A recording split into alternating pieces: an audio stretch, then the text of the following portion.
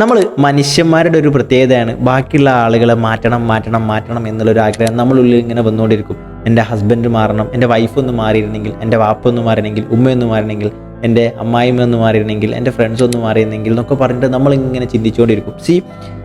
ഞാനൊന്ന് ചോദിക്കട്ടെ, നമ്മളെ ലൈഫിൽ അവരെ സൃഷ്ടിച്ചിട്ടുള്ള ഒരു സൃഷ്ടാവുണ്ട്.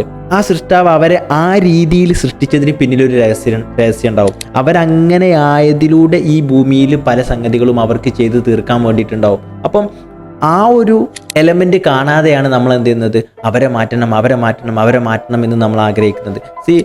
ലോകം കണ്ട ഏറ്റവും ക്രൂരന്മാരിലൊരു ക്രൂരനായിട്ടുള്ള ഫിർഔനിൻ്റെ അടുത്ത് പോയിട്ട് സംസാരിക്കുന്ന മൂസാ നബി അലൈഹി സ്വലാത്തു വസ്സലാം പറയുന്നുണ്ട്, റബ്ബി ഇശ്റഹ് ലി സദ്രി വയസ്സിർ ലി അംരി വഹ്ലുൽ ഉഖ്ദത മിൻ ലിസാനി യഫ്ഖഹു ഖൗലി. അതായത് പടച്ചോനെ എൻ്റെ ഹൃദയം നീ വിശാലമാക്കി തരണേ എന്ന് പറയുന്നുണ്ട് ആ പ്രാർത്ഥനയിലൂടെ. എന്താ അതിൻ്റെ അർത്ഥം? ആ ഫിറോവൻ എങ്ങനെയാണോ അങ്ങനെ തന്നെ എനിക്ക് ഉൾക്കൊള്ളാൻ പാകത്തിന് എൻ്റെ ഹൃദയത്തിന് നീ വിശാലമാക്കി തരണേ എന്ന് പറയുന്നുണ്ട്. ബാക്കിയുള്ള ആളുകളെ മാറ്റാൻ പോകുന്നതിൻ്റെ തൊട്ടു മുന്നേ ഒന്ന് ചിന്തിക്കുക, എൻ്റെ ഹൃദയം ഇനി വിശാലമാവാനുണ്ടോ? എൻ്റെ കാര്യങ്ങൾ ഞാൻ ഇനിയും പഠിക്കാനുണ്ടോ? എന്നിൽ ഒരുപാട് മാറ്റങ്ങൾ ഞാൻ ഇനിയും വരുത്താനുണ്ടോ എന്നുള്ളത് നിങ്ങൾക്ക് മനസ്സിലാവും. എൻ്റെ ഉള്ളിൽ വരുന്ന മാറ്റങ്ങളാണ് എൻ്റെ പുറത്തെ കാര്യങ്ങൾ മാറ്റുന്നത് എന്നുള്ളത്.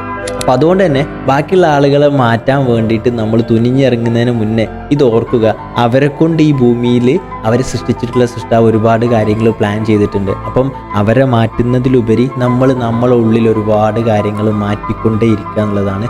നമ്മളിലെ മാറ്റം, നമ്മളിൽ വരുന്ന ആ ഒരു വെളിച്ചം അവരിലും റിഫ്ലക്റ്റ് ചെയ്ത് അവരിലും മാറ്റം ഉണ്ടാവുന്നത് നമുക്ക് കാണാൻ വേണ്ടിയിട്ട് പറ്റുമെന്നുള്ളതാണ്.